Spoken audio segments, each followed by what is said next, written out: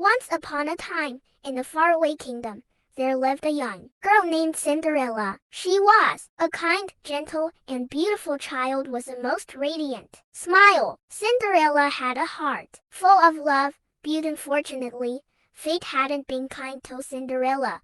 Her mother had passed away, leaving her alone with her selfish stepmother.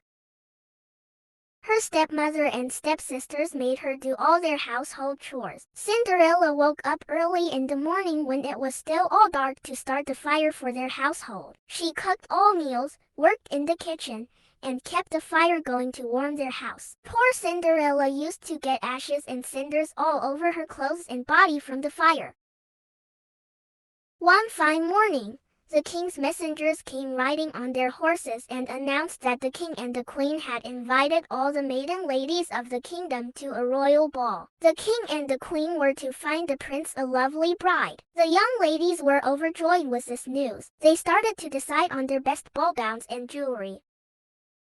Soon, the day of the royal ball arrived, and Anastasia and Drizella were dressed up in the beautiful gowns stitched by Cinderella. Meanwhile, in the attic, Gus and Jack, the two little mice, and the birds had turned Cinderella's mother's old dress into a beautiful one. They had used the ribbons and beads thrown away by Cinderella's stepsisters to make Cinderella's dress.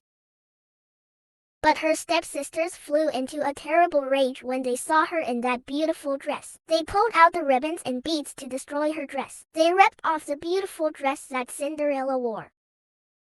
Suddenly, a fairy godmother appeared in front of Cinderella. She told her that she showed up to make Cinderella's wish come true. The fairy godmother touched Cinderella's head with her wand, and Cinderella was all clean and pretty right away. Her messy hair was tucked up nicely in a golden band. With another tap of the wand, Cinderella's dress was turned into a gorgeous gown. The fairy godmother told Cinderella to go to the ball and have fun. She added, "Remember, my child, all this magic spell will vanish at the stroke of midnight. Come back before that."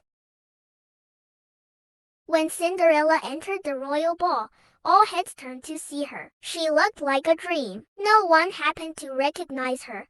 Even her stepmother and stepsisters were awestruck to see a girl so beautiful. The prince couldn't take his eyes off Cinderella. He walked to her and introduced himself. Cinderella bowed down and greeted the prince. He asked her out for a dance.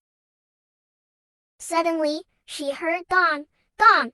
It was a clock that was about to strike 12. She looked up at the big royal clock at the palace and found that it was almost midnight. She screamed, "Oh, it is almost midnight!" She told the prince that she couldn't stay longer. She said, "I must go now." The prince couldn't hear Cinderella as the clock was loud enough. Cinderella bade him goodbye and ran down the stairs in a hurry.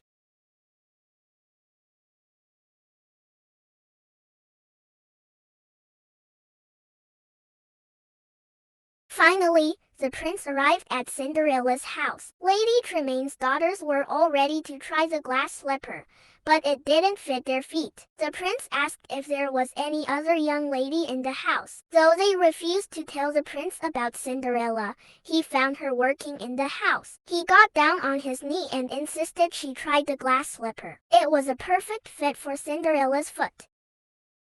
The prince was overjoyed to have found his love. He didn't care about the cinders on her hair but looked into her eyes. "I found you," he said, and took Cinderella off with him. Lady Tremayne and her two daughters grew red with anger, and Cinderella's friends Gus and Jack rejoiced. The prince married Cinderella and they lived happily ever after in the palace. The moral of the Cinderella story is, good people are always rewarded at the right time.